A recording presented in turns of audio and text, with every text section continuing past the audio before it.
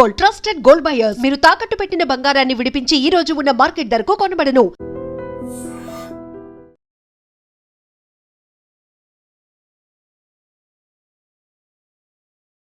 జూబ్లీహిల్స్ ఉప ఎన్నిక గత నెల రోజుల నుంచి ఏ టీవీ చూడు ఏం చూడు ఇదే వార్త. లాస్ట్కి వస్తే ఈరోజు రిజల్ట్ అయితే వచ్చేసింది. కాంగ్రెస్ పార్టీ విన్ అయింది. సో ఎంత మార్జిన్ ఏంది అనేది కూడా మరి కాసేపట్లోనే తెలిసే అవకాశం ఉంది. మనతో పాటు 3 పార్టీలకు సంబంధించిన లీడర్స్ ఉన్నారు. ఫస్ట్ నేనైతే ఇంట్రడ్యూస్ చేస్తున్నాను BC member of BRS party Shubhaprada Patil గారు మనతో పాటు ఉన్నారు. పాటిల్ గారు, మీరు ఎక్స్పెక్ట్ చేసిన రిజల్ట్ ఏనా ఇది? కాదండి సౌమ్య గారు, వాస్తవానికి ప్రజాస్వామ్యంలో ఇట్లాంటి ఎన్నిక ఎప్పుడు చూడలేను. 2004 నుండి ఎన్నికల్లో చూస్తున్నాము, మా పార్టీ తరఫున పనిచేస్తున్నాము. కానీ ఇలాంటి ఎన్నిక ఎప్పుడు కూడా చూడలేదు, ఇక ముందు కూడా చూడొద్దు అనుకుంటున్నాం. ఎందుకంటే ఒక నాయకులుగా మేము భవిష్యత్తులో పోటీ చేయాలనేటువంటి ఆస్పిరెంట్స్ గా ఉన్నటువంటి వాళ్ళము. ఇలాంటి ఎన్నికలు ప్రభుత్వం మొత్తం కూడా యంత్రాంగాన్ని అంతా కూడా వినియోగించి మొత్తం కూడా ప్రజాస్వామ్యాన్ని కూని చేసి, రాహుల్ గాంధీ గారేమో దేశంలో మొత్తం కూడా ఓట్ చోరీ అని మాట్లాడతాడు, ఇక్కడనేమో చోరీకా ఓట్ వేసుకొని మొత్తం కూడా దురాక్రమణలో పాల్పడి వీళ్ళు ఎన్నికల్లో గెలుపొందేయడానికి ఎన్ని కుట్రలు చేయాలనో, ఎన్ని అరాచకాలు చేయాలనో అవన్నీ కూడా చేసినటువంటి చూస్తాం. ఇక్కడ ఏం జరిగింది జూబ్లీహిల్స్ లో? అంటే మీ కంప్లైంట్ ఏంటి, మీ కన్సర్న్ ఏంటి? ఎలాంటి ఎన్నిక అంటారు మీరు?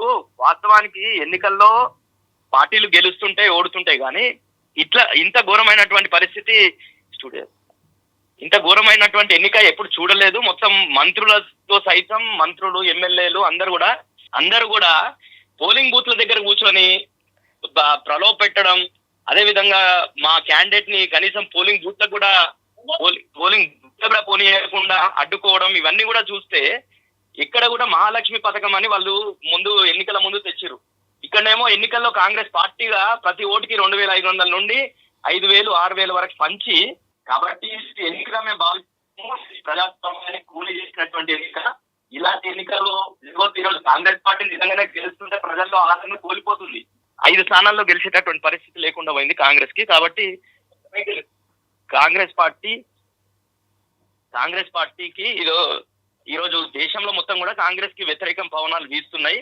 ఈడ అధికారాన్ని అండుపెట్టుకొని గుండాయిజం, రౌడీజం తోని వీళ్ళు గెలవదలుచుకున్నారు ఎన్నిక. కానీ మీరు గుండా అన్నా, రౌడీ అన్నా ఎందుకు సార్? ప్రజలు ఎందుకు మరి పట్టించుకోలేదంటారా? ఏమైందంటారు? ప్రజలు పట్టించుకున్నారు. అందుకే కదా ఒపీనియన్ పోల్స్ అంతా కూడా బీఆర్ఎస్ కి అనుకూలంగానే ఉండే ఒపీనియన్ పోల్స్ అంతా. కానీ విషయం ఏం జరిగిందంటే, వాళ్ళు చేసినటువంటి దొంగ ఓట్లు కావచ్చు, అదేవిధంగా రౌడీజం, గుండాయిజం తోని ప్రజలు బయటకు వచ్చేటటువంటి పరిస్థితి లేకుండా ఓటింగ్ కూడా 10% పెరగాల్సి ఉండే, అది కూడా తగ్గింది. దొంగ ఓట్లు వేసుకొని అవన్నీ చేసుకునే వీళ్ళు ఈ రోజు గెలవబోతున్నారు అనేది స్పష్టం.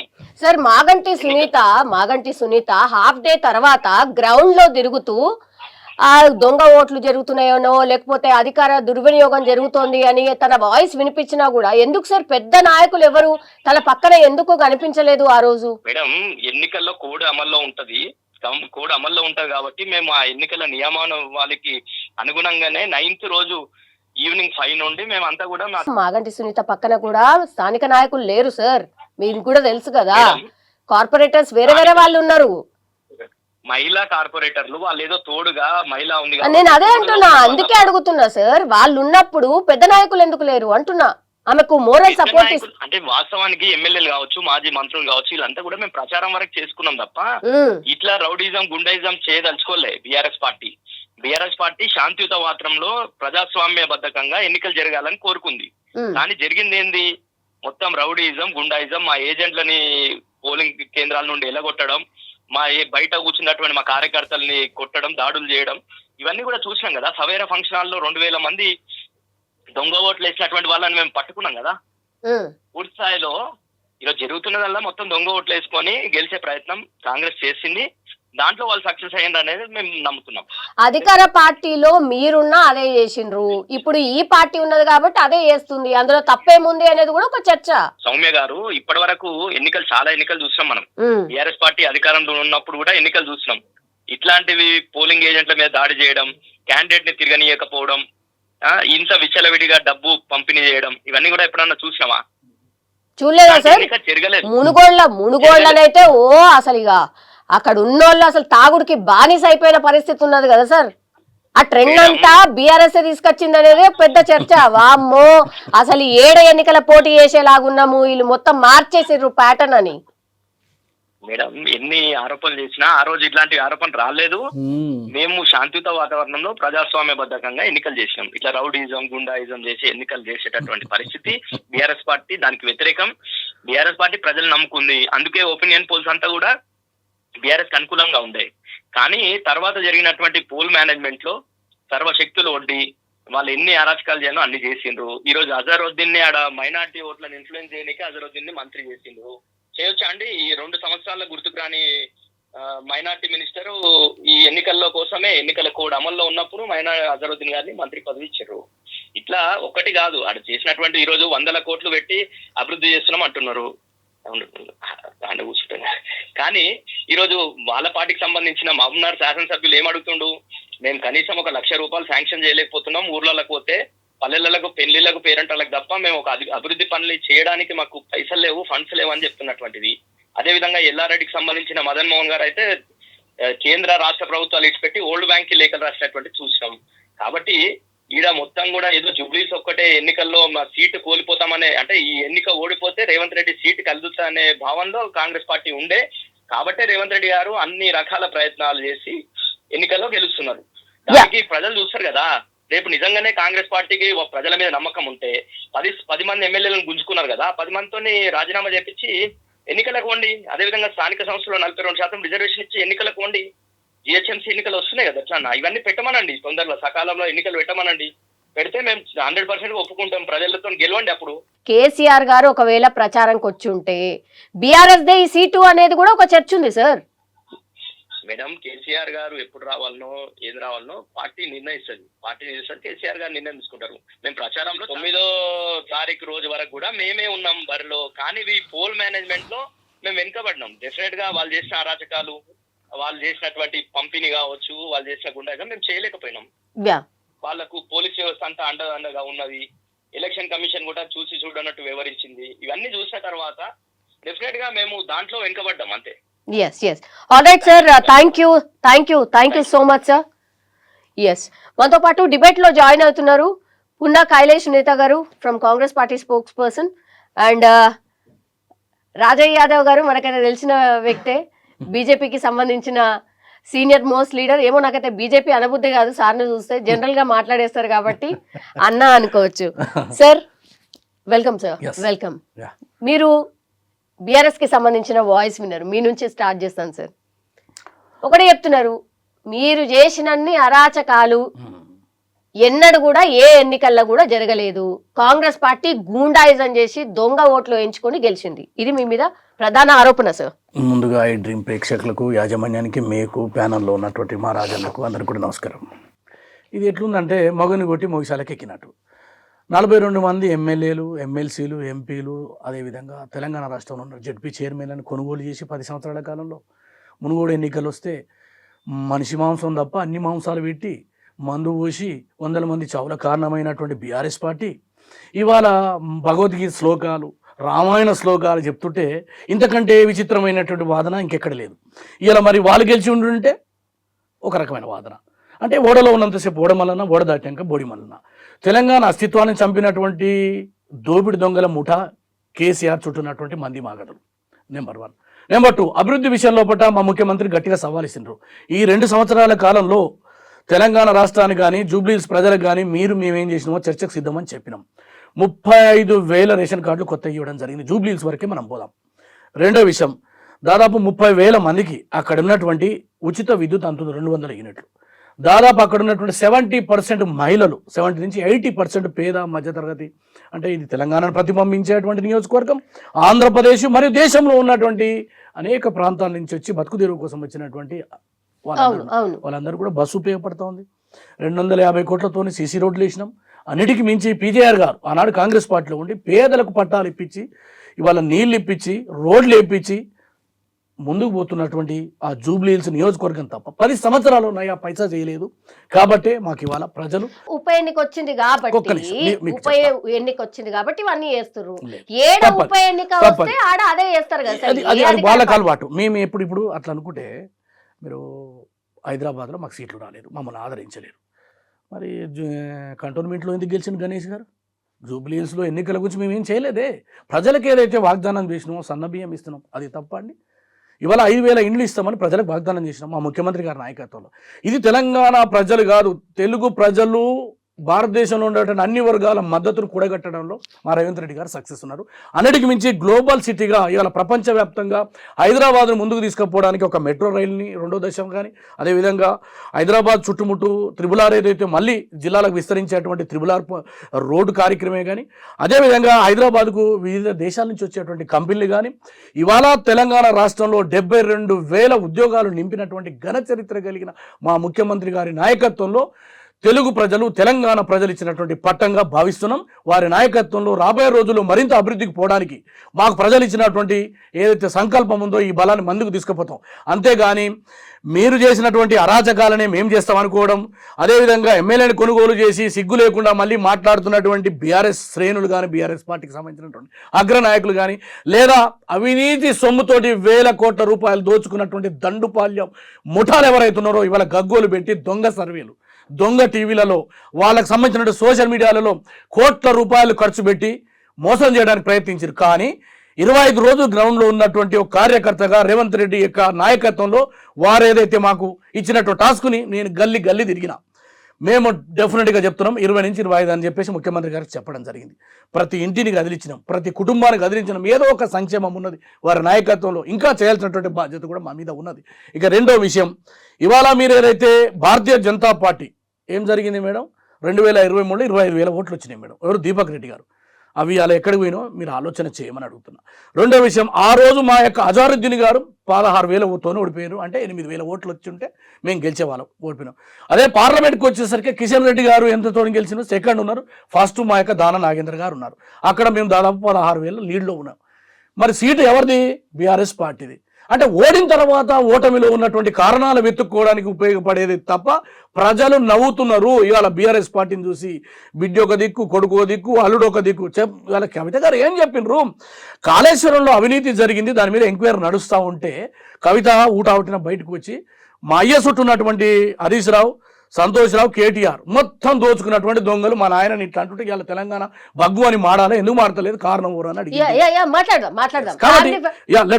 కాబట్టి ఇవన్నీ కూడా తెలంగాణ రాష్ట్ర ముఖ్యమంత్రి గారు క్యాండిడేట్ నుంచి మొదలుకుంటే, ఇంకా రెండో విషయం ఇంకొక మాట మనవి చేస్తా ఉన్నా మీ ఐడ్రీమ్ ద్వారా, ఎవరినైతే ఇవాళ వ్యక్తిత్వాన్ని హననం చేసి దొంగలని, రౌడీలని, దోపిడీదారులని, ప్రజలకు సేవ చేసి ప్రజల ఆకలిని తీర్చి విద్యను అందించి చనిపోయినటువంటి శవాలకు కానీ, నా తల్లులు అక్కలు ప్రెగ్నెన్సీతో ఉంటే వాళ్ళందరికీ శ్రీమంతాలు చేసి 1,000 కోట్ల రూపాయలు ఖర్చు పెట్టినటువంటి గొప్ప కుటుంబాన్ని వీరు వ్యక్తిత్వాన్ని హననం చేస్తున్నారే, అటువంటి రౌడులు అప్పు కానీ, అంశు కానీ, ముఖేష్ కానీ, సల్మాన్ కానీ అనేటువంటి గూండాలు పోక్సో కేసులో ఉన్నటువంటి వాళ్ళు మొత్తం ఇలా బీఆర్ఎస్ పార్టీలో ఉన్నారు మేడం. అటువంటిది ప్రజలు నమ్మలే. అందుకోసమే వాళ్ళు ఏదైతే వాళ్ళు ఎంచుకున్నటువంటి సోషల్ మీడియా మాకు ఉపయోగపడ్డది. ప్రజలు నమ్మలే. ప్రతి గల్లీల్లో, ప్రతి వార్డులో శ్రీశైలం అన్న యొక్క సేవలు కానీ, అన్నిటికీ మించి నవీన్ యాదవ్ ఒక యువకుడు 3 సంవత్సరాలు ఉన్నటువంటి ఈ ప్రభుత్వానికి మద్దతు ఇచ్చి రేవంత్ రెడ్డి గారిని బలపరిచి రాబోయే రోజుల్లో జిహెచ్ఎంసీలో కాంగ్రెస్ పార్టీ ఎగరవేయడానికి మాకు ఇచ్చినటువంటి బలంగా భావిస్తున్నాం. రాజయ్య యాదవ్ గారు, ఇద్దరు వాయిసెస్ విన్నారు సార్. ఫస్ట్ నుంచి కూడా మీరు చెప్తున్నారు నో డౌట్ అమ్మా నవీన్ యాదవే విన్ అవుతాడు. అండ్ ఇంకో మాట కూడా ఉన్నారు, బీఆర్ఎస్ ఒకవేళ ఓడిపోతే అసలు బీఆర్ఎస్ పార్టీయే ఉండదు అనే మాట కూడా చెప్పారు సార్. ఇంకా కూడా అదే మాటకు కట్టుబడి ఉన్నారా? బీఆర్ఎస్ పార్టీ ఇక మీదట ఉండదు ఆఫ్టర్ జూబ్లీహిల్స్ ఎన్నికలు ఓడిపోతే అన్నటువంటి మాటకి. నేను చెప్పింది నిజమైందని మీరే చెప్తాను. నా పార్టీ కాదు ఆయన. Congress party selection is better. Congress party పతారబైనా, పలుకుబడి తగ్గినా, వాళ్ళు ఇచ్చిన హామీలు నెరవేర్చకపోయినా వాళ్ళు ఈ బీసీ మూవ్మెంట్ను పునికి పుచ్చుకున్నారు. క్యాండిడేట్ సెలెక్షన్ ఇస్ గుడ్ అంతే. కానీ పార్టీ గొప్పతనం ఏం లేదు, ప్రభుత్వం గొప్పతనం ఏమంటారంటే ప్రభుత్వంలో ఉన్న లోటుపాట్లు ఎన్నున్నా పార్టీ క్యాండిడేచర్ తోటి అవన్నీ కూడా అధిగమించగలిగినలు. ఆ పార్టీని గూండా అని ఏది ఆ పార్టీకి ఏదైతే క్యాండిడేట్ని గూండా అని పప్పుల కాలేసింది టీఆర్ఎస్. ఇప్పుడు గూండా పైసలు తీసుకునే కదా మనం ప్రచారథం కొనుక్కున్నది, గూండా పైసలు తీసుకునే కదా మనం చెల్లె పెళ్లి చేసుకున్నది, మీ చెల్లె పెళ్లి చేసుకున్నది. మీ చెల్లె పెళ్లి చేసుకునేటప్పుడు ఆ గూండా పైసలు అక్కడికత్తాయి. ఆయన గూండాను కార్పొరేట్ టికెట్ ఇచ్చి వాళ్ళ తల్లికును తండ్రికి ఇద్దరికి టికెట్ ఇచ్చిన రోజు వాళ్ళు గూండాలుగా కనిపించారు మీకు. వాళ్ళు ప్రచారథం కొనిచ్చినాడు, మీకు గూండా కనిపించాడు. ఇవాళ మీ చెల్లె పెళ్లికి పైసలు ఇచ్చినాడు, గూండా కనిపించారు. కానీ విచిత్రమైన ఒక చిత్రీకరణ ఏ విధంగా చేసిందంటే గూండా అని చేస్తే ఆ గూండాయిజం మీ మీదనే పడ్డది. ఆ గూండాయిజం అనేది మీ మీద పడ్డది. దానికోసమే మీరు ఎన్ని తెంపర్లాడినా నేను చెప్పిన మీకు కేసీఆర్ ప్రచారానికి రాడు అని చెప్పిన. రాడు అని కూడా చెప్పారు. వచ్చిండా మరి? నేను రాడు అని చెప్పిన. వచ్చిండా? నాకు ఆయన మనస్తత్వం తెలుసు. ఎందుకంటే మెరుగుంటే ఆయన ముందట ఉంటాడు, మెరుగు లేకపోతే ఇంట్లో ఉంటాడు. అంటే ముందు నుంచే తెలుసా బీఆర్ఎస్ పార్టీ ఓడిపోతుందని? బీఆర్ఎస్ పార్టీ ఓడిపోద్దని ఎవ్వరికి తెలియదు, కేసీఆర్కి తెలుస్తుంది. కేసీఆర్ పసిగట్టే ఇదేదైనా కాలిపోయినా పొరడు ఏదైనా తిరగడే అని ఆ కేటీఆర్కి అప్పచెప్పాడు. ఇంతలా వాళ్ళ దురదృష్టం ఏంటంటే హరీష్ రావు తని చచ్చిపోవడం. హరీష్ రావు తని చచ్చిపోవడం కూడా ఏంటంటే వాళ్ళకు లోటే. ఎందుకు లోటు? హరీష్ డాంబికం పలికేటోడు కాదు, డంబాచారం చేసేటోడు కాదు, పని మనిషి. ఆ పని మనిషి లేకుండా అయిండు. ఈయన డాంబికం మాత్రమే ముందటున్నది. ఈయన టెంపరిజం ఎంత మాత్రం తగ్గలేదు. ఆయన సుందర ముఖార విందమే, కానీ కళ్ళల్లో అహంకారం తగ్గలే. దానికి ఇవాళ మూల్యం చెల్లించాల్సిన అవసరం ఏర్పడింది. కిటిఆర్ సభలకు చాలా మంది వచ్చారు సార్. చాలా మంది అన్ని మీటింగ్లకు వస్తారు జనం. మా బీజేపీ మీటింగ్ కూడా వస్తారు. ఎక్కడ ఉంచాలో అక్కడ ఉంచుతారు. రెండు వీటి మీదనే గేమ్ ఆడతారు అని చెప్పిన మీకు. గెలిచే గుర్రం మీద ఓడిపోయే గుర్రం మీదనే పందెం కడతారు ప్రజలు అందరికంటే తెలియకల్లుడు. ఎవడి పైసలు ఇచ్చినా తీసుకుంటారు, ఎవడి పైసలు ఇచ్చినా తీసుకుంటారు. ఇదివరకు మనగా మునుగోడు గురించి చెప్పిండే ఆ పెద్దమని చెప్పిండే. ఎన్ని పైసలమ్మా ఇప్పుడు అప్పుడు బీజేపీ క్యాండిడేట్ అవును రాజగోపాల్ రెడ్డి గారు. రాజగోపాల్ రెడ్డి పైసలను పట్టుకుని మీ పైసలు విచ్చలవిడితనంగా పోలీసును ఉపయోగించుకుని ఇవాళ పోలీసు వాళ్ళు ప్రశాంతంగా ఉన్నారని చెప్తాను. గడియకు వీని మీద ఎందుకు కేసు పెట్టలే, వాని మీద ఎందుకు కేసు పెట్టలే అని సతాయించటోళ్ళట. ఏది మా పూర్వ టీఆర్ఎస్ పార్టీ, మా పూర్వ టీఆర్ఎస్ పార్టీ, మా నాయకుడు కేసీఆర్ గారు, కేటీఆర్ గారు, వీళ్ళందరూ కూడా సతాయించేటోళ్ళు. అచ్చా వాళ్ళకు ఇంకో దెబ్బ ఏంటంటే ఆమె కవితమ్మ. దెబ్బ పడ్డదా సార్ నిజంగా? కవితది ఏం దెబ్బ అంటే మా వాళ్ళు పైసలు పంచుక తింటాను, మా తండ్రికి ఏం తెలియదు, మా బావ తింటాడు, మా సంతోష్ గారు తింటాడు అంటే అది కుప్పకూలదా? ఆ మాట ఇంట్లో పుట్టిన మాట. ఓకే, అది కుప్పకూలుతుంది కదా. ఇప్పుడు ఆయన గుండె అయిపోయే ఉండే, ఆరోగ్యం శాత కాకుండానే ఉండే. నీ బిడ్డ డప్పు పట్టుకొని కొట్టుకుంటూ తిరగబట్టే, నీ బిడ్డ డప్పు పట్టుకొని కొట్టుకుంటూ తిరగబట్టే. ఎట్లుంటుందమ్మా? ఇంకా మీ ముఖం చూసి మీకు ఓట్లు వేసి ఇంకా మిమ్మల్ని పైకి తీసుకొస్తారు. నా అంచనా ఒకటే, ఇప్పటికీ టీఆర్ఎస్ పార్టీకి ఏమన్నా దాన్ని దక్కించుకోవాలనుకుంటా. ఎందుకంటే బీజేపీ తాడుకు పోతుంది కాబట్టి సెకండ్ లీడ్లో కనుక బీజేపీ ఉంటే మిగతా ప్రధానికం బీజేపీ ముఖాన్ని ఉండు. నేను ఆడికి మొత్తుకున్నా, మా దత్తన్న బిడ్డకి ఇయ్యండి, విజయలక్ష్మికి ఇవ్వండి అని మొత్తుకున్నా. నా అరణ్య కాంపిటీషన్ ఉండేదా, విన్ అయ్యేదా? విన్ కాదమ్మా, సెకండ్ అయినా వచ్చి ఉండేది. కనీసం కాంపిటీషన్ ఇచ్చేది. కాంపిటీషన్ ఇస్తే ప్రధానికం నిలబడదురు కదా బీజేపీ ముఖాన. ఇప్పుడు టీఆర్ఎస్ను విడిచిపెట్టేందుకు ఒక అవకాశం ఉండు కదా ప్రజలకు. లేదంటే మీరు చెప్పినట్టుగా కేసీఆర్కి ముందే తెలిసిపోతుంది విన్గాము అని, బీజేపీకి ముందే తెలుసు కదా ఇక విన్గాము అని చెప్పి అందుకే పెద్ద కాన్సన్ట్రేట్ చేయలేదు. ఇప్పుడు జాతీయ రాజకీయ పార్టీలలో బ్రహ్మాండంగా ఒక వెలుగుతుంది. ఇవాళ బీహార్లో అటువంటి కాడ మా నాయకత్వం, ఇక్కడ హైదరాబాద్లో ఉన్న నాయకత్వం ఇంత అలసత్వం పనికిరాదు కదా.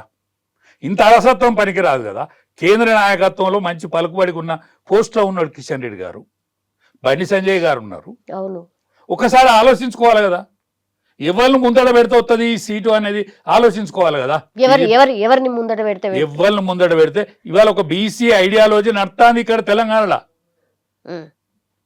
ఒక బీసీ క్యాండిడేట్కు నువ్వు టికెట్ ఇచ్చినందుకు మీకు వీలు కాలేదా?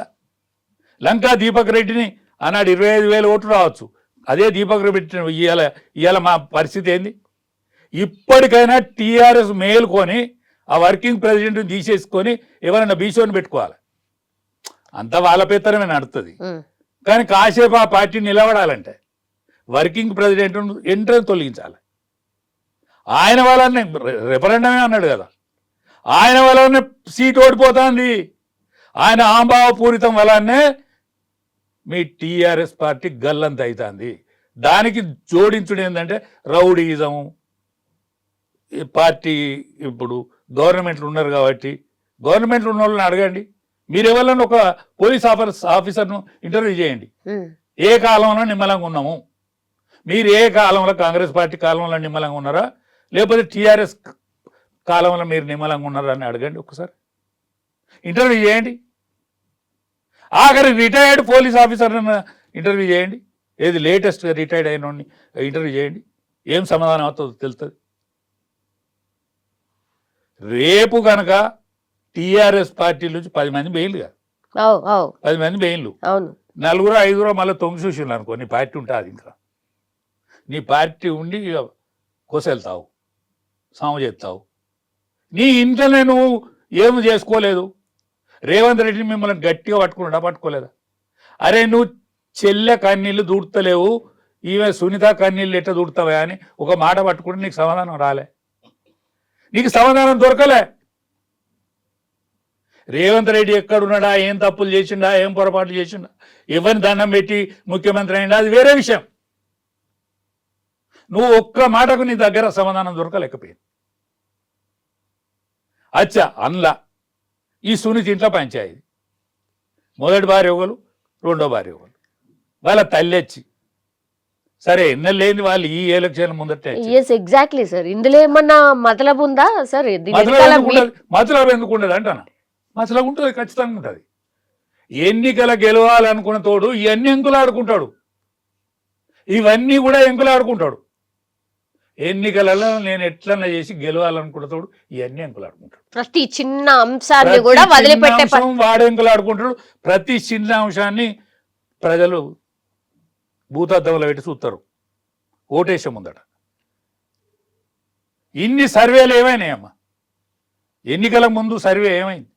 నేను మీ దారినే చెప్పిన, ఇంకా డిసైడ్ కాలేదమ్మా ఓటరు, 9వ తారీఖు తర్వాత డిసైడ్ అవుతాడు అని చెప్పి. అవును, మీ స్టూడియోలోనే చెప్పిన నేను.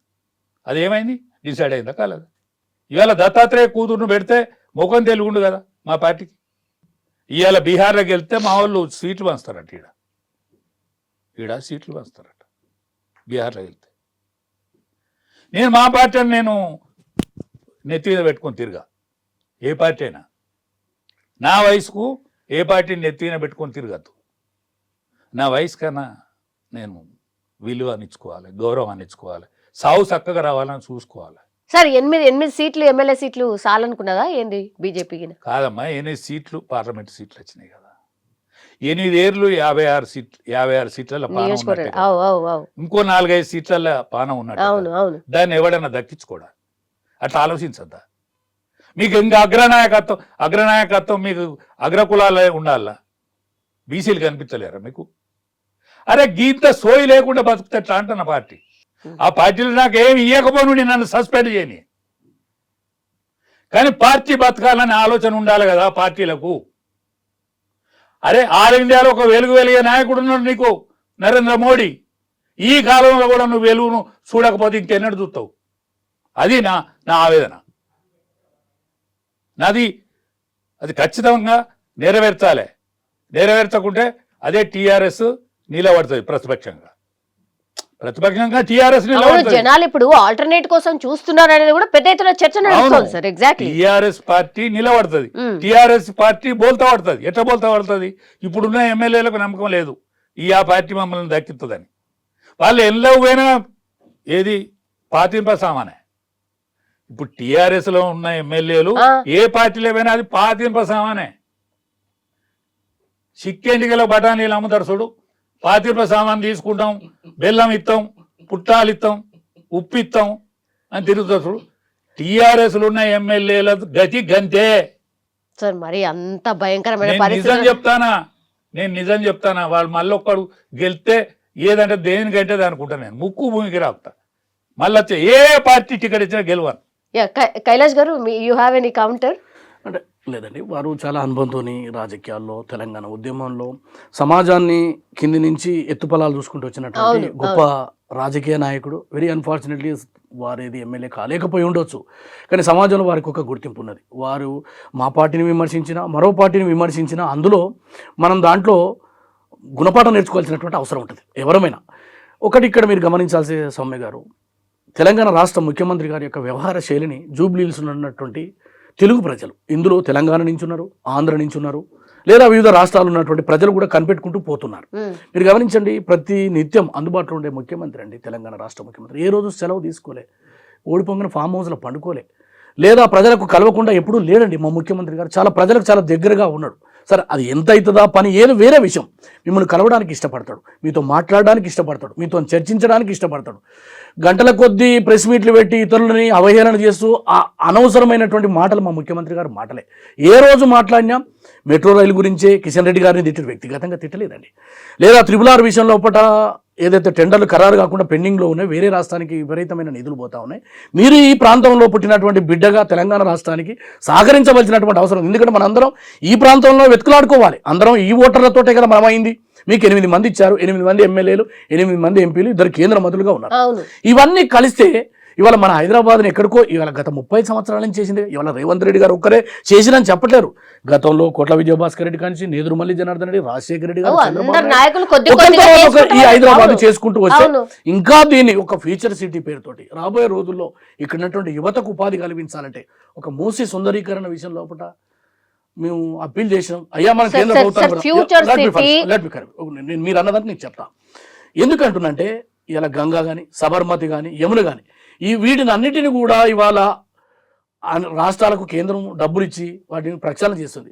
కానీ ఇక్కడ చేస్తున్నటువంటి బీఆర్ఎస్ ఆందోళనకు మీరు మద్దతు ఇస్తారే, మరి అక్కడ అనేక చోట్ల గుజరాత్లో కానీ ఉత్తరప్రదేశ్లో కానీ కొన్ని కోల్పోయినప్పుడు వాళ్ళకి ఏమి ఇవ్వాలి, కాంపెన్సేషన్ అనే డిమాండ్ రావాలి. కానీ వాళ్ళకి మడుగులొత్తు భారతీయ జనతా పార్టీ తాను ఆత్మహత్య చేసుకుంది తెలంగాణ రాష్ట్రంలో. అభివృద్ధికి బాటలు వేసి రాబోయే రోజుల్లో నువ్వు తెలంగాణలో ప్రభుత్వం వస్తా అని చెప్తున్నావు, ఎవరు బీజేపీ అయినా నేనే వస్తాను. ఇలా తాడుకు పోయినావు, ఎక్కడికి పోయినావు? నిన్ను నువ్వు ఆత్మహత్య చేసుకొని. మీరు గమనించాలి, తెలంగాణ రాష్ట్ర సమితి బీఆర్ఎస్ అయిన తర్వాత తెలంగాణతో పేగుబంధం దిగిపోయిన తర్వాత 15 స్థానాలలో పార్లమెంట్ ఎన్నికల్లో 3rd స్థానానికి పోయింది. చాలా చోట్ల డిపాజిట్ పోయింది. ఒక చాలా మాత్రమే ఖమ్మంలో మాత్రమే సెకండ్ ఉన్నట్టుందన్న, సెకండ్ ఉన్నది. అంటే ఏంటిది అర్థం? మీ పార్టీల మధ్య ఏం జరుగుతుంది, అలా ఏం జరుగుతూ ఉంది. ఇది కాదు, కొట్లాడే తత్వాన్ని మర్చిపోయి తెలంగాణ రాష్ట్ర ముఖ్యమంత్రి గారి మీద ద్వేషం పెంచుకొని వారు చేస్తున్నటువంటి అభివృద్ధి కార్యక్రమాలకు ఆటంకం పడుతుంది కాబట్టి నిలదీసినాం. రెండోది, ఇవాళ కాళేశ్వరం విషయంలో కూడా CBIకి ఇస్తే 1 గంటలో పట్టుకపోతాను కిషన్ రెడ్డి గారు అన్నారు. అక్కడ ఉన్నటువంటి కేంద్ర హోంశాఖ సహాయ మంత్రి సంజయ్ గారు చెప్పినారు. ఇవాళకి 4 నెలలు అయింది. అసెంబ్లీలో తీర్మానం చేసి CBIకి ఇచ్చినాం. లేదు, గవర్నర్ దగ్గర పెండింగ్ ఉన్నటువంటి ఈ కార్ రేసుకు సంబంధించి దోపిడీ జరిగింది, మనీ లాండరింగ్ జరిగింది అని చెప్పి చేస్తే గవర్నర్ అనుమతిస్తారు. దీని వెనుక మతలబ్ ఏంది? కాబట్టి మా ముఖ్యమంత్రి గారు స్పష్టంగా ఒక పక్క అభివృద్ధి, మరొక పక్క బీఆర్ఎస్ బీజేపీ ఆడుతున్నటువంటి ద్వంద్వ నాటకాన్ని ప్రజల ముందు ఉంచిండ్రు. ప్రజలకు ఏం కావాలనో, ప్రజలకు మేము ఏం చేస్తామని ఓట్లు అడిగినాం. కానీ ఇవన్నీ చెప్పకుండా ఆయన లంగా, లేకపోతే దోపిడీ చేస్తాడు, దొంగతనాలు చేస్తాడు, లేకపోతే మీకు రాబోయే రోజుల్లో బుల్డోజర్ వస్తుంది, మా ఏం వస్తేనేమో అంబాసిడర్ కార్లు వస్తాయి. ఏమండి, హైదరాబాద్లో ఇవాళ జరిగినటువంటి అభివృద్ధి వెనుక కాంగ్రెస్ పార్టీ యొక్క ఆలోచన. అది ఔటర్ రింగ్ రోడ్ కావచ్చు, PV ఎక్స్ప్రెస్ కావచ్చు, ఫ్లైఓవర్ నిర్మాణం కావచ్చు, ఇవాళ ఉన్నటువంటి మెట్రోతో సహా వీళ్ళు పూర్తి చేసి ఉండవచ్చు. దానికి పునాదేసి 50 నుంచి 60% ఆనాడు మేము పూర్తి చేసినామండి ఆ రోజుల్లోనే.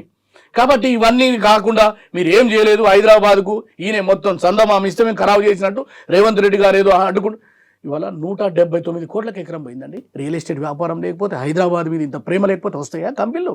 దేశమంతా ఇబ్బందికరమైనటువంటి పరిస్థితులు ఉండడం వల్ల ఇవాళ హైదరాబాద్లో కూడా రియల్ ఎస్టేట్ తగ్గింది. కానీ దాన్ని ఏం చేస్తాడు?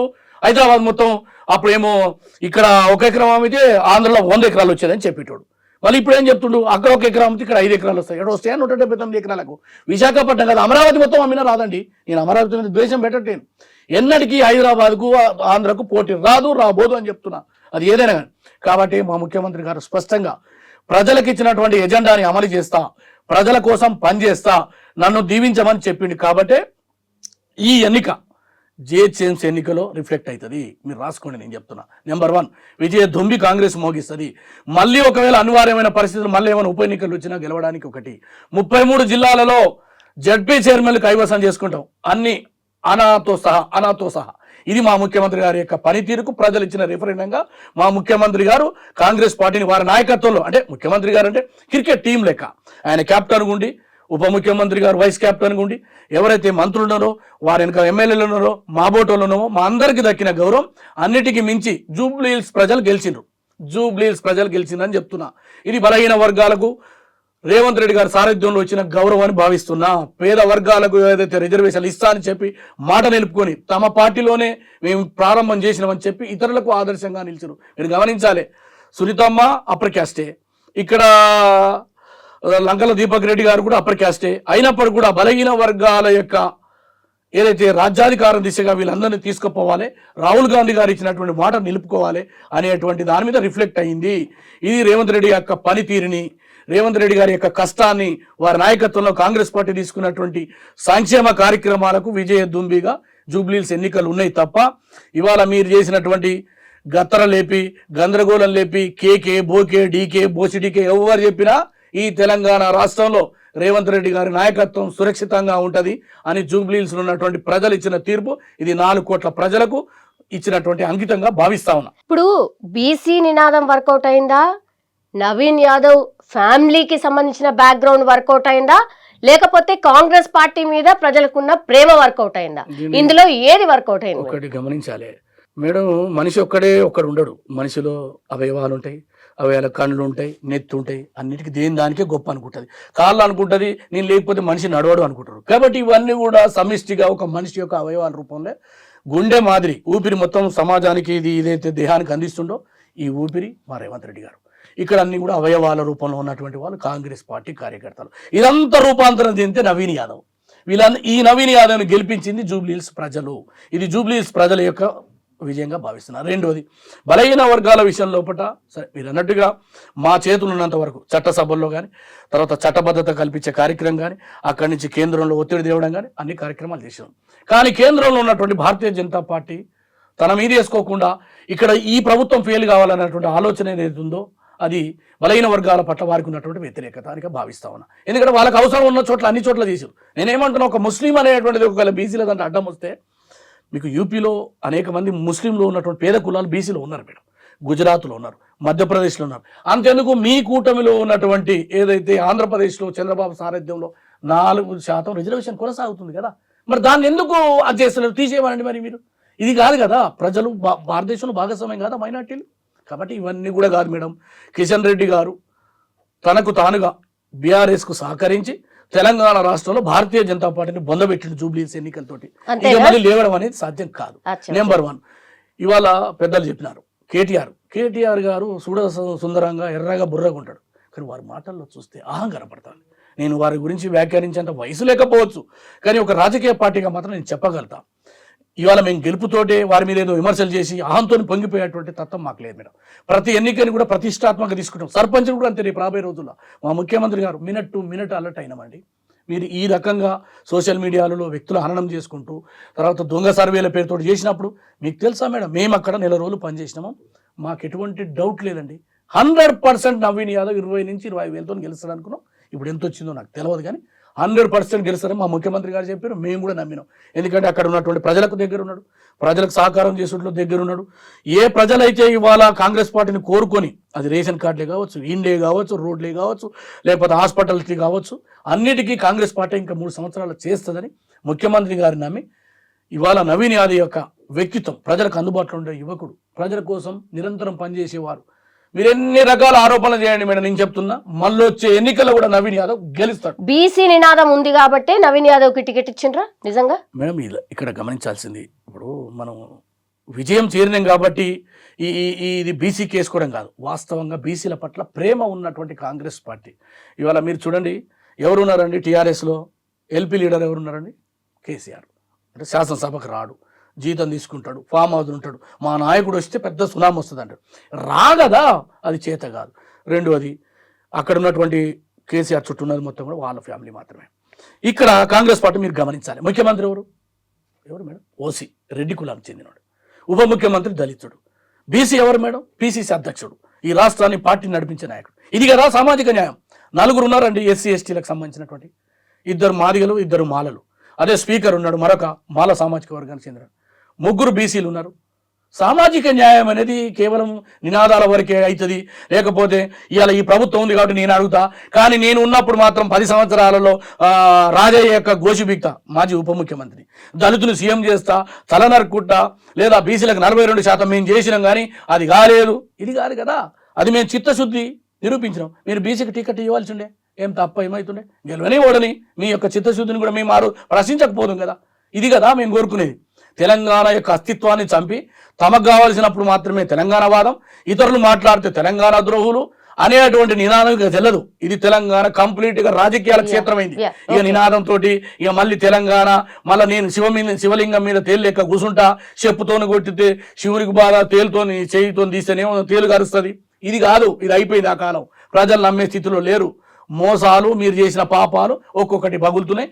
రాజన్ అన్నట్టు తప్పకుండా రాబోయే రోజుల్లో బీఆర్ఎస్ తునాతునకలు అవుతుంది. రాజయ్య యాదవ్ గారు, ఇప్పుడు బీసీకి టికెట్ ఇచ్చిండ్రు కాబట్టి ఇప్పుడు కాంగ్రెస్ పార్టీ సేఫ్ జోన్లో ఉంది. బీసీ గెలిచిండు కాబట్టి ఓకే. ఒకవేళ ఓడిపోతే గనక ఒక నరేటివ్ బిల్డ్ అవుతుండే, ఖచ్చితంగా చూసిర్రా బీసీలకు టికెట్ ఇమ్మన్నారు, ఇచ్చినాము, తీరా చూస్తే వాళ్ళే గెలిపించుకోలేకపోయారు, బీసీ నినాదం లేదు, ఏమీ లేదు అనేది కూడా ఇంకో చర్చ ఉంటుండే అనేది కూడా నడిచింది సార్. మీ ఒపీనియన్ సార్? అదమ్మా, బీసీ నినాదాన్ని పునికి పుచ్చుకున్నది కాంగ్రెస్ పార్టీ. మీరు నమ్ముతున్నారా సార్? నేను నమ్ముతాను. ఎందుకంటే నినాదాన్ని తక్కువ అంచనా వేసింది మిగతా రాజకీయ పార్టీలు. ఓకే, మిగతా 2 రాజకీయ పార్టీలు బీసీ నినాదం వల్ల పసలేదనుకున్నారు. ఓకే, వీళ్ళు సెంటిమెంట్ రేజ్ అవుతుందని వీళ్ళు అనుకున్నారు. బీఆర్ఎస్ వాళ్ళు, మా వాళ్ళు ఏమనుకున్నారు? మా కేడరు, మా కథ కార్ఖానా అని మా వాళ్ళు అనుకున్నారు. కానీ రేపు పరిపాలన ఎట్లా ఉండని, ముఖ్యమంత్రి ఏడల మంచి ఉన్నదా చెడు ఉన్నదా, కానీ టికెట్ ఇచ్చుట్లో వాళ్ళు విజయం సాధించారు. ఓకే, ఇది ఎవరైనా గుణపాఠంగా తీసుకోవాలి. ఓకే. ఇప్పుడు నవీన్ యాదవ్ విన్న తర్వాత బీసీ నినాదం ఇంకా పెద్ద ఎత్తున ఉవ్వెత్తున ఎగిసి పడుతుందా, లేకపోతే ఇక్కడికే ఇక ఓకే అని సర్దుమని? కాబోయే ముఖ్యమంత్రి బీసోడు, కాబోయే ముఖ్యమంత్రి బీసోడు. కైలాష్ గారు, పార్టీ ఏదైనా బీసీ ముఖ్యమంత్రి అవుతాడు రేపు. బీసీ నినాదం ఓనాడు తెలంగాణ ఉద్యమ నినాదం ఎంతైతే గొప్పగా ఉండనో, బీసీ నినాదం కూడా అరే ఎన్ని రోజులుగా ఇంకా వీళ్ళు పరిపాలించేది, మనం పరిపాలించే రోజు రావాలనుకునేటువంటి ఆలోచనలో ఉన్నారు బీసీలు. నా బాల్యం నుంచి చూస్తాను నేను, రింగులు ఎంటికల కాంచెల్లి రాజకీయాలలో ఉన్నా. ఆనాడు బీసీ జిందాబాద్ అంటే మా వెనక ఎవరు ఉండకపోయేది, మాయేసేది. ఇవాళ బీసీ నినాదం ప్రజ్వలంగా రగిలిపోతుంది. ఈ తెలంగాణే 1000 ఏళ్ల బానిసత్వానికి 77 ఏళ్ల స్వాతంత్రంలో ఎన్నడూ కూడా ఒక బీసీ ముఖ్యమంత్రి లేడు ఈ రాష్ట్రంకు. ఒక్కరోజు దళితుడు తప్ప, 2 ఏళ్ల పాటు దళితుడు తప్ప ఉమ్మడి ఆంధ్రప్రదేశ్కి కానీ ప్రత్యేక తెలంగాణలో కానీ అగ్రవర్ణాలే పరిపాలించిళ్ళు. మా వర్ణం కూడా పరిపాలించాలనేది మా తరం చూసిపోద్ది అనుకుంటానా. నేనైతే బీసీ ముఖ్యమంత్రిని చూసినాకనే నా తనువు సాధించాలనుకుంటాను. నిజంగా ఇటువంటి ఆలోచన విధానం పిల్లలలో వచ్చిన ఆలోచన విధానం మామూలుగా రాలే. అది కాంగ్రెస్ పార్టీ ఈసారి సక్సెస్ అయింది. ఇది టికెట్ ఇచ్చుట్ల. మిగతా రాజకీయ పార్టీలు కూడా సోయి తెచ్చుకోవాలి. రేపు సోయి తెచ్చుకొని బీసీ నినాదాన్ని ఎవడైతే తలకెత్తుకుంటాడో వాడే సక్సెస్ అవుతాడు, లేకపోతే సర్వనాశనం అవుతారు. సార్ 1,80,000 ఓట్లు ఉండే సార్ బీసీలు అయ్యి, ఎందుకు ఈ ఓటింగ్ శాతంలో ఇంత తగ్గింది? ఎందుకు? వాళ్ళు వెయ్యాలి కదా, వచ్చి వెయ్యాలి కదా బీసీ నాయకుడు అనుకున్నప్పుడు. ఈ సిటీలో ఒక విధానం ఉంటుందమ్మా. ఏ విధానం? 7 అంతస్తుల మేడోళ్ళం కిందికి దిగరు, వాడు కిందికి దిగాడు. లేకపోతే అంతలా అయితే ప్రోగ్రాం పెట్టుకుంటాడు, సెలవు కదా ఏదన్నా తిరిగేస్తాం అనుకుంటారు. మిగతా కూడా పని పోద్ది అనుకుంటాడు. కొంతమంది మా పని పోతుందిరా, మనకు ఆకలి మంట, మన ఆకలి పెద్దది, నిన్నటి దాకా పైసలు ఇచ్చి తిన్నాం, ఎత్తేంది వేయకుంటే వాడు ఏమైనా లెక్క చూసుకుంటాడు అని వాడు వెళ్ళిపోతాడు, వాని సందాల వాడు వెళ్ళిపోతాడు. కాబట్టి ఇక్కడ ఓట్ల పర్సంటేజ్ తగ్గుతుంది. గ్రామాలలో ఏముంటుంది అంటే నేను చచ్చిపోతాను, నేను ఓటు వేయకపోతే నేను చచ్చిపోయినట్టు. గ్రామాలలో ఉండేది అది, సిటీలో ఉండేది ఇది. సుఖానికి ఉండే గుణం ఇది. అమెరికా లాంటి సిటీలల్లో, అమెరికా లాంటి ప్రాంతాలలో ఎవరు ఓట్లు ఎత్తారు ఎరకనమ్మా? సీనియర్ సిటిజన్స్ ఓట్లు ఎత్తారు. 22%, 32% తోటి యావత్ భారతదేశాన్ని, యావత్ ప్రపంచాన్ని పరిపాలించే నాయకుడు సెలెక్ట్ అవుతాడు. ఇంటికాడు ఉండతోడు పొద్దు పోనోడు ఓటేస్తాడు ఆడ. అభ్యుదయము లేకపోతే డెవలప్మెంటు అనేది ఏమి నేర్పుతుంది అంటే సోమరిపోతుతనాన్ని నేర్పుతుంది. అదే మూలకున్న ముసలి కూడా కట్టెపట్టుకొని నా ఓటు చూడు బీట, నా ఓటు చూడు, గుర్తు కూడా కనిపించేది, నేను ఫలానా గుర్తుకు ఎత్తానంటది. అది చైతన్యం. పేదరికంలో చైతన్యం ఉన్నది, ధనముల చైతన్యం లేదు. పేదరికంలో ఉన్నంత చైతన్యం ఒక్కటే చెద్దరు అందరు గుంజుకొని కప్పుకున్నప్పుడే ప్రేమ ఉంటుందమ్మా. బాత్రూములు వేరే, బెడ్రూములు వేరే అయినాడు ఆ చరిత్ర నాశనం అయిపోతుంది. ఆ పోరుడు ఎక్కడ పంటాడో తెలియదు, ఆ పొల్లు ఎక్కడ పంటాడో తెలియదు, వీళ్ళు ఎక్కడ ఉంటారో వీళ్ళకి తెలియదు. ఇది రోగం. ఈ రోగంలో ఓట్ల పర్సెంటేజ్ తగ్గుతుంది. రాజయ్య యాదవ్ అన్నట్టుగా బీసీ ముఖ్యమంత్రినే నెక్స్ట్ టైం చూడాలి. ఇది మరి చాలా మంది కోరిక అయి ఉండొచ్చు, ఎందుకంటే 42% రిజర్వేషన్. మరి ఏమైనా అమ్మ 42%లో ఉండే కొంటతనం ఉన్నది, ఏ దాన్ని ఇప్పుకొని మాట్లాడుకోవడం కరెక్ట్ కాదు. మేము 50%కి వెళ్తాను అసలు బీసీలో. 50%, ఎందుకంటే గ్రామాలు ఎవరికి ఈడు కాలే, అప్పర్ క్యాస్ట్కు ఈడుగా అయితలేవు, వరుస అయితలేవు గ్రామాలు. 50% ప్రజానీకం, సర్పంచ్లు కానీ, ఎంపీటీసీలు కానీ, జెడ్పీటీసీలు కానీ గెలుతాన్లు, రిజర్వేషన్ లేకున్నా గెలుతాన్లు. అదే మాకు కావాల్సింది చట్టసభలలో రిజర్వేషన్స్. చట్టసభలలో రిజర్వేషన్స్ అన్ని పార్టీలు కూడా సోయి తెచ్చుకొని ఇక వాళ్ళను ముంచిన కాడికి చాలు, వాళ్ళని ఇబ్బంది పెట్టిన కాడికి చాలు, మన జాగలో మనం ఉన్నాము అని అన్ని రాజకీయ పార్టీలు కూడా సోయి తెచ్చుకొని చట్టసభలలో, పార్లమెంటులో, అసెంబ్లీలో మాకు సీట్లు రిజర్వేషన్ కావాలి. అది ప్రతిపక్ష నాయకుడైన రాహుల్ గాంధీ కానీ, పాలకపక్షం కానీ సోయి తెచ్చుకొని మెదలాలని నా విజ్ఞప్తి. ఇది బీసీ యొక్క వాయిస్. అదే మీరు అన్నట్టుగా ఇవాళ తెలంగాణ రాష్ట్రంలో ఆత్మగౌరవ పోరాటం ఇది. బలహీన వర్గాలకు సంబంధించి అనేక సంవత్సరాలుగా అన్ని పార్టీలు, నేనుగా కాంగ్రెస్ ఉన్నా కాబట్టి నా కాంగ్రెస్ చేయలేదు లేకపోతే మరొకరు చేయలేదు అనేదాని కాదు. అన్ని పార్టీలు వాళ్ళకిస్తే గెలవరు, వాళ్ళలో చైతన్యం లేదు, వాళ్ళలో ఐక్యత లేదు, వారు ఓటు వేసుకోలేరు, వాళ్ళు పరిపాలించలేరు అనేటువంటి భావన ఏ వర్గాలైతే ఇవాళ అధికారంలో ఉండి తర్వాత సంపద మీద ఉండి భూస్వాములుగా, ఫ్యూడలిస్టులుగా ఉన్నటువంటి వర్గాల యొక్క ఆలోచన ఉండే. అందుకోసమే ఇవాళ ఈ దేశంలో కన్యాకుమారి నుంచి కాశ్మీర్ దాకా సుమారు 3500 నుంచి 4000 కిలోమీటర్లు నడిచి దేశంలో ఉండబడే అణగారిన వర్గాల యొక్క రాజ్యాధికారం విషయంలో ఆయన ఒక మాట కూడా అన్నాడు, ఎస్ మేము కూడా కొంత తప్పు చేసి ఉండవచ్చు, కానీ రాబోయే రోజుల్లో ఈ వర్గాల కోసం పోరాటం చేస్తానని రాహుల్ గాంధీ గారు ఒక స్పష్టమైన ప్రజా ఎజెండాతో వచ్చాడు. అందుకోసమే మా ముఖ్యమంత్రి గారు రెడ్డి వర్గం అయి ఉండొచ్చు, కానీ కాంగ్రెస్ పార్టీ రాహుల్ గాంధీ గారు ఇచ్చినటువంటి వేదాన్ని దాని శిలాశాసనంగా అమలు చేయడానికే తెలంగాణలో ఒక 42% అనేది చాలా మంది వ్యతిరేకించి ఉండవచ్చు. ఎందుకంటే పాలకులుగా ఉండి సౌకర్యాలు అనుభవించి మంత్రులుగా ఉండి వాళ్ళకి ఇబ్బందికరం ఉండొచ్చు, అయినప్పటికీ కూడా గాంధీ పార్టీకి, గాంధీ యొక్క ఆలోచనలతో కలిగినటువంటి రాజకీయంతో ఉన్నటువంటి కాంగ్రెస్ పార్టీ యొక్క ఆలోచనని రాహుల్ గాంధీ గారు ముందుకు తీసుకుపోతున్నటువంటి ఈ తరుణంలో వారిది ఇవాళ తెలంగాణలో కులగణన చేసింది. అది మేము రాబోయే రోజుల్లో చేస్తామని రాహుల్ గాంధీ గారు చెప్పినారు. అది మొదటగా తెలంగాణలో ప్రారంభమైంది. అది చట్టబద్ధంగా సైంటిఫిక్గా చేయడం జరిగింది. ఆ తర్వాత శాసనసభలో బిల్లు చేసినాం. ఆ బిల్లు నుంచి గవర్నర్ పోయింది, గవర్నర్ నుంచి ఆ రకంగా పోయింది. నేనేమంటున్నాడు, అది స్థానిక సంస్థలు, విద్యా, ఉద్యోగంలో రాజన్న అన్నట్టుగా రాబోయే రోజుల్లో కేంద్రంలో ఏ ప్రభుత్వం వచ్చినా అనివార్యంగా చట్టసభలలో ఈ వర్గాలకు ఇవాళ ఆకలి, పేదరికం, దారిద్ర్యం ఎట్టి మోసి తట్టలు మోసి ఈ సమాజాన్ని నిర్మాణంలో ఉండి తమ జీవితాలను మొత్తం కూడా అర్పించి ఏ రోజు కూడా సీటులో కూర్చోలేనటువంటి ఈ వర్గాలని కూసబెట్టాలంటే దీనికి ఏకైక మార్గం చట్టసభలో రిజర్వేషన్లు రావాలి. అది ఎమ్మెల్యేలుగా, ఎమ్మెల్సీలుగా, ముఖ్యమంత్రులుగా, గవర్నర్గా, అన్నిటికీ మించి బ్యూరోక్రాట్లలో కూడా రిజర్వేషన్లు కావాలి. అన్నిటికీ మించి జ్యుడిషియల్లో కూడా రిజర్వేషన్ రావాల్సినటువంటి అవసరం ఉందని నేను భావిస్తున్నాను. నా విజ్ఞప్తి 100%. నా విజ్ఞప్తి ఏంటంటే ముఖ్యమంత్రి గారికి నా విజ్ఞప్తి, ముఖ్యమంత్రి గారికి రాహుల్ గాంధీ గారికి చాలా దగ్గరికి అవినావ సంబంధం ఉన్నది. నీకు దేశంలో ఒక మంచి పేరు వస్తుంది. నువ్వు కాంగ్రెస్ పార్టీ కాదు, అయినా కాంగ్రెస్ పార్టీని మేనేజ్ చేసుకుని ముఖ్యమంత్రి అయినావు. నీకు గొప్ప తెలివితేటలు. నీకు ఉన్న సాన్నిధ్యాన్ని ఉపయోగించి మేము 1000 ఏళ్ళ బానిసత్వంల కింద బతికిన వాళ్ళం. మేము 1000 ఏళ్ళ బానిసత్వం, 77 ఏళ్ళ స్వాతంత్రం. మా కన్నీటితోటి మీరు కరిగిపోతారు, నాశనం అయిపోతారు. అందుకనే నువ్వు మంచి పేరు తెచ్చుకో.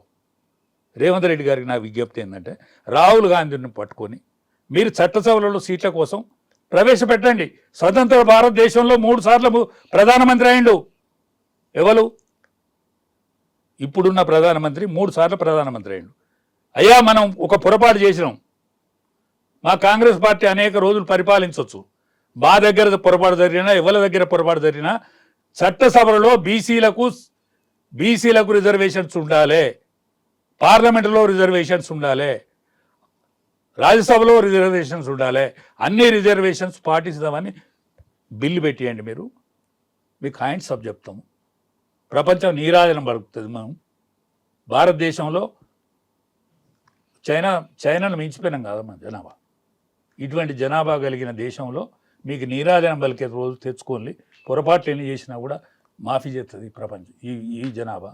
కాబట్టి మీరు రాబోయే రోజులలో ఈ పేరు తెచ్చుకోవాలని నేను రేవంత్ రెడ్డికి విజ్ఞప్తి. అదే అన్న ఏంటంటే ఏ బాధలైతే, ఏ కన్నీళ్ళ నుంచి అయితే ఇవాళ వాళ్ళని బయటపడాలి, వాళ్ళందరికీ రాజ్యాధికారం వస్తే సరే. నేను ప్రత్యక్షంగా రాజకీయాల్లో కాలేకపోయినా ఈ జాతుల యొక్క అభ్యున్నతిని, ఉన్నతిని నేను చూస్తా. అప్పటి వరకు నేను ఉంటా అనే భరోసా ఇవ్వడం వెనుక వారి యొక్క లోపల రగులుతున్నటువంటి సునామీ ఏదైతుందో దీన్ని నేను అర్థం చేసుకోగలను. ఎందుకంటే ఒక యువకునిగా ఇంకా నాకు కొంత వయసు ఉంది కాబట్టి వారు ఏమన్నారంటే ఒక మాట, గొప్ప మాట అన్నారు. రాహుల్ గాంధీ గారు ఇవాళ ఈ దేశంలో తీసుకొచ్చినటువంటి దాన్ని వాళ్ళు సమర్థిస్తూనే ఉన్నటువంటి ప్రభుత్వం మీద ఒత్తిడి చేయాలని చెప్పారు. డెఫినెట్గా ఆ దిశగా మా యొక్క రాహుల్ గాంధీ గారు కానీ ఇప్పుడు ఇది ఏదైతే కదిలిందో ఇది రాబోయే రోజు ఇంకా ముందుకు పోతుంది. నేను రేవంత్ రెడ్డికి కాబట్టి అదే ముఖ్యమంత్రి గారు ఇవాళ ఈ ముఖ్యమంత్రి గారు తీసుకొచ్చినటువంటి ఈ 42%, ఇది విద్యలో కావచ్చు, ఉద్యోగంలో కావచ్చు, స్థానిక సంస్థలో కావచ్చు, ఇది మరింత ముందుకు పోవాలంటే ప్రజల్లో చైతన్యం రావాలి. ఇప్పుడు ఆయన ఇచ్చినంత మాత్రాన మనం ఇంట్లో కూర్చుంటూ వస్తుందా? కాదు కదా. ఈ జనం ఐక్యం కావాలి, ఉద్యమాలు చేయాలి, ప్రభుత్వం మీద ఒత్తిడి చేయాలి, అడుగడుగున అడ్డం పడాలి. ఇవన్నీ ఏమి చేయకుండా తెలంగాణ ఊకనే వచ్చిందా? కాదు కదా.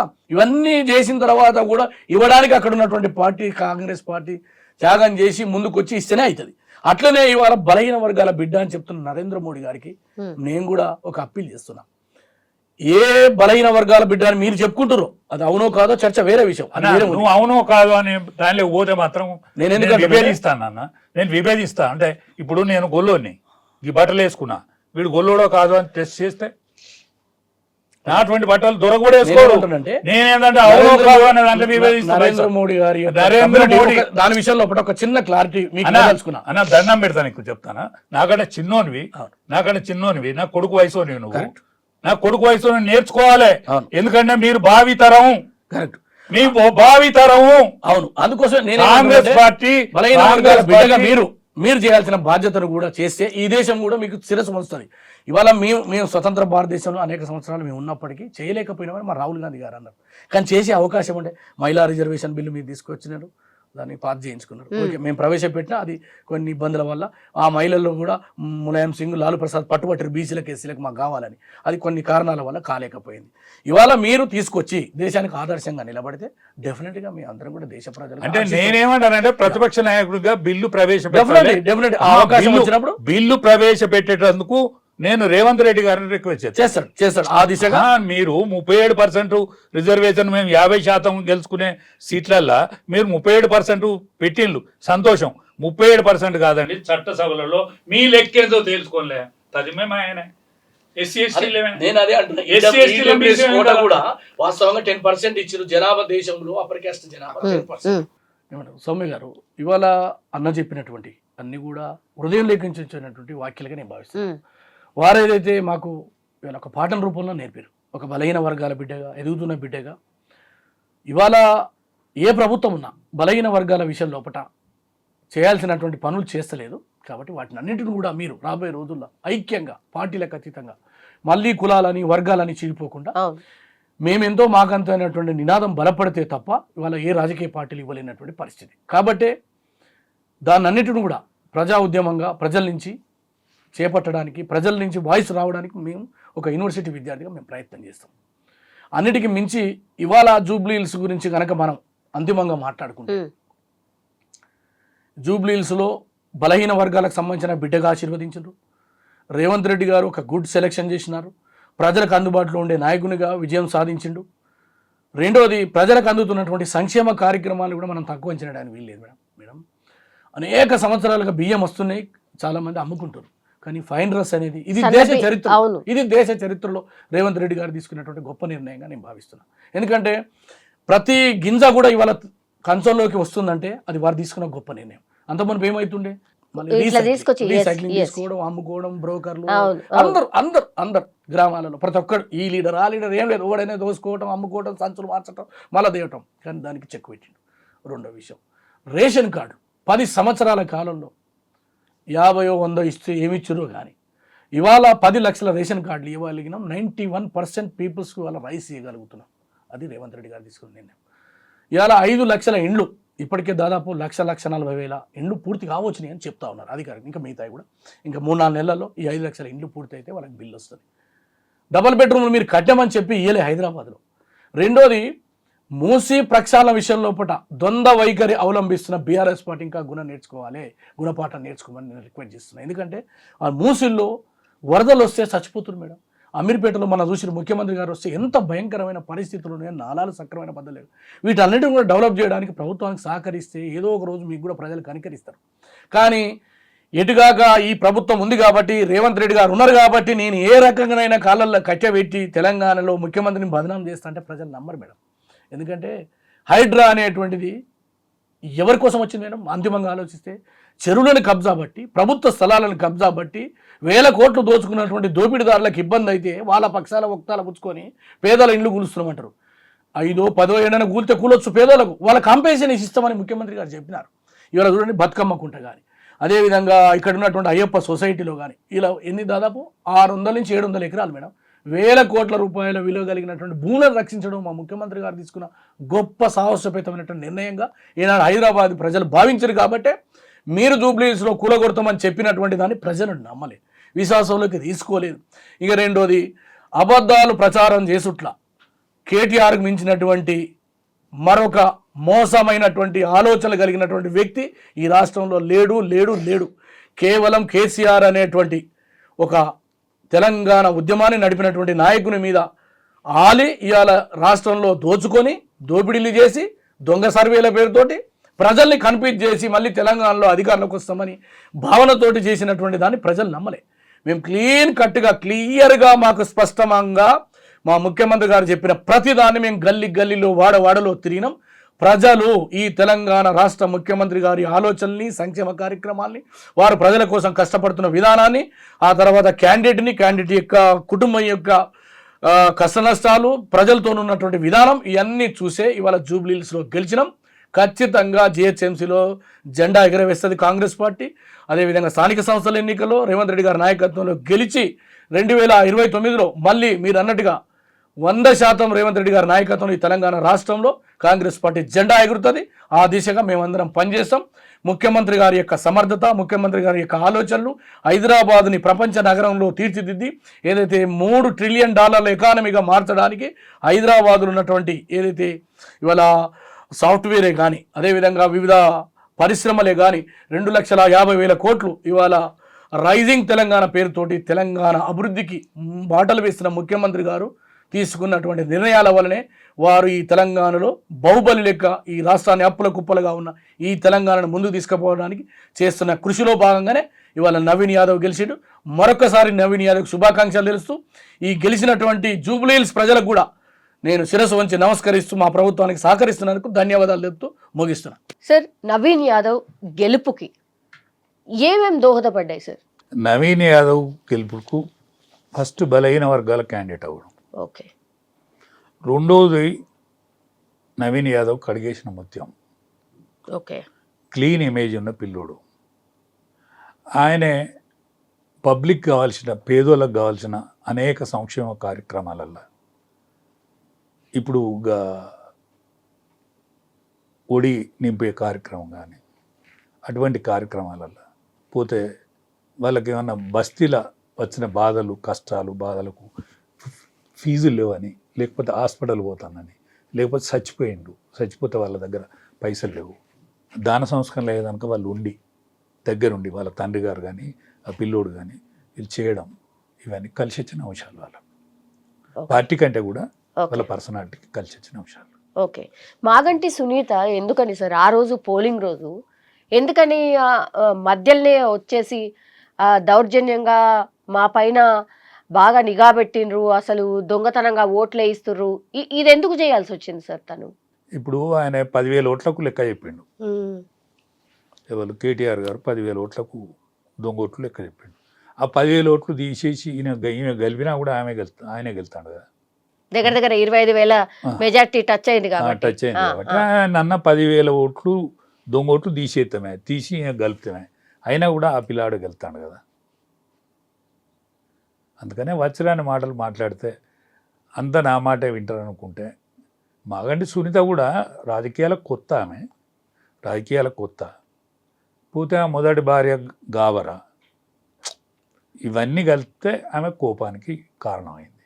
ఏ నాయకుడు లేకుండా ఆమె ప్రెస్ మీట్ పెట్టింది. కేటీఆర్ గారు ఎందుకు సార్ అంటే ఎవరు సహకరించినా నేను ఓడిపోతానని ఆ అమ్మాయికి తెలిసింది, మేడంకు తెలిసేది అంతా గావరైంది అంతే, వేరే. ఓకే. అంటే ప్రాపర్గా ఏదైతే బీఆర్ఎస్ పార్టీ నుంచి సపోర్ట్ ఉండాలో అది దక్కలేదా? అంటే ఇప్పుడు కేసీఆర్ రాకనేపాయ, ఇప్పుడు హరీష్ రావు ఇంటిలో ఉండే, ఆయన పరిస్థితి వేరే తిరుగుండి ఇంటిలో ఉండే. ఒక కేటీఆర్ కదా మాట్లాడింది, ఆ మాట్లాడిన దాంట్లో ఉల్టా ఎక్కువ వచ్చింది తప్ప ఆయనకు సపోర్ట్గా రాలేదు కదా ఓటు. దొంగలు, లంగలు, రౌడీలు, వీడీలు, ఈ వాడు ఇడ్లీ కాడిపోయి లొల్లి పెడతాడు, ఇడ్లీ కాడిపోయి పైసలు ఇయ్యాడు, చేదాకి పైసలు ఇయ్యాడు, ఇస్త్రీ బట్టలోడు పైసలు ఇయ్యాడు, అంటే ఇదంతా చిల్లర వేషం కాలేదమ్మా, చిల్లర మాటలైనాయి కదా. ఒక నాయకుడు మాట్లాడాల్సిన మాట కాదు కదా, ఇవన్నీ రియాక్షన్ అయినాయి. ఓకే సార్, ఎంఐఎంకి సంబంధించిన వాళ్ళు మొత్తం వన్ సైడెడ్గా కాంగ్రెస్ పార్టీకే వేసిందా సార్? వేసిండ్రు. అవునా? వేసిండ్రు. చాలా మంది బీఆర్ఎస్ వైపు కూడా ఉంటారు అనేది కూడా చెప్పినుండే. యాక్చువల్లీ కొంత ఉండొచ్చు, కానీ ఎక్కువ మెజారిటీ ఓట్లు కాంగ్రెస్ పడ్డాయి, లేకపోతే ఇంత మెజారిటీ రాదు. ఓకే. కనీసం బీజేపీ ఎందుకని సార్ కాంపిటీషన్ ఇవ్వలేకపోయింది? మినిమం బీజేపీ క్యాండిడేట్ ఎంపికల్లో పెద్ద పొరపాటు చేసుకున్నది. ఓకే, అదేనా మెయిన్ రీజన్? వాళ్ళు కూడా ఒక బీసీ నాయకుని కానీ, నేను చెప్పిన దత్తాత్రేయ కానీ కూతురుని కానీ పెడితే ఇవాళ బీజేపీ గౌరవప్రదంగా ఉండు, ఓడినా గెలిచినా గౌరవప్రదంగా ఉండు. ఇవాళ టీఆర్ఎస్ పార్టీకి సెకండ్ లీడ్లో టీఆర్ఎస్ పార్టీ ఉండడం ఇవాళకు కూడా మంచిది కాదు, రాజకీయ పార్టీలకు రేపు రాబోయే రోజులకైతే మంచిది కాదు. కానీ వాళ్ళు ఉండరని అనుకుంటలేను, అది ఇచ్చకదంతం పార్టీ, ఇక ఉండదు ఆ పార్టీ. సార్ సెకండ్ పొజిషన్ నుండి బాగానే చాలానే నేను ఉండని అమ్మ, కానీ ఉన్న ఎమ్మెల్యేలు ఉండరు, దరి చూసుకుంటారు. అవునా? దరి చూసుకుంటారు. ఎటువైపు చూస్తారు? ఇక కాంగ్రెస్ వైపు. కాంగ్రెసే, వాళ్ళకి ఏమన్నది కాంగ్రెస్. ఇప్పుడు ఆనాడు తెలుగుదేశాన్ని లేకుండా కేసీఆర్ ఎట్లయితే చేసిండో రేవంత్ రెడ్డి కూడా గదే పని చేస్తాడు, ఎమ్మెల్యేలు కూడా గా పనిలో ఉన్నారు. అది ఎవరికి లాభించదు, రేపు రేవంత్ రెడ్డి కూడా లాభించదు. పెద్ద రాబోయేది బీసీ నినాదమే ఇవాళ ఈయనను రక్షించింది, ఈ రిజల్ట్ రక్షించింది. రాబోయేది కూడా బీసీ నినాదం. ఇప్పుడు మరి 10 మంది ఎమ్మెల్యేలు ఎవరైతే పార్టీ ఫిరాయించిండ్రో అది ఉప ఎన్నిక రావచ్చు అనేది ఒక పెద్ద చర్చ సార్. అంటే ఇప్పుడు రేవంత్ రెడ్డి విచక్షణ మీద ఉంటుంది, ఆయనకు ధైర్యం ఉంటే 1-2 ట్రయల్ చేయొచ్చు. ఓకే. ఎందుకంటే శ్రీహరి గారు ఆయన బిడ్డ ప్రచారంలో పాల్గొన్నాడు కాబట్టి ఆయనకు తప్పదు. ఇక్కడ సికింద్రాబాద్ పార్లమెంట్ మెంబర్గా దానం నాగేంద్ర నిలబడ్డాడు కాబట్టి ఆయనకు తప్పదు. ఈ రెండు వాళ్ళు ఏదైనా చూసుకోవచ్చు, అవకాశం అయితే కనిపిస్తుంది. ఓకే, సో ఇప్పుడు జూబ్లీ గెలిచిండ్రు కాబట్టి ఈ దీన్ని పురస్కరించుకొని దాన్ని కూడా గెలవాలని ఏ రాజకీయ పార్టీ అని అనుకుంటుంది కదా. సో అది కూడా అంటే ఒక రకంగా కాంగ్రెస్ పార్టీకి ఆదరణ అప్పటికైనా మా పార్టీ దిద్దుకుంటే మంచిది. అటువంటి ఎన్నికలకు వచ్చే వరకన్నా మా బీజేపీ పార్టీ ఇప్పుడు ఏదైతే పొరపాటు జరిగిందో ఆ పొరపాటును దిద్దుకొని రాబోయే రోజులలో ఈ పార్టీకి ఒక వన్య తెచ్చేటువంటి బాధ్యత ఇప్పుడున్న నాయకత్వం మీద ఉన్నది. Thank you sir, thank you so much. And for more videos, Please subscribe to iDream. Please subscribe to iDream. Please subscribe iDream. And please subscribe to iDream. For more videos, subscribe to iDream. please like, share and subscribe to the channel. Congratulations, iDream. Subscribe to iDream. Subscribe to iDream. So subscribe to iDream Media. iDream ki iDream team andarki huge congratulations. Please subscribe iDream Media. Please subscribe to iDream. Subscribe iDream. Please subscribe to iDream. iDream అంటే నా కళల ఛానల్ను subscribe చేసుకున్న నోరు తిరుగుతలేదు, మీరైతే గంట గుర్తు కొట్టండి. For more such videos, please subscribe to iDream.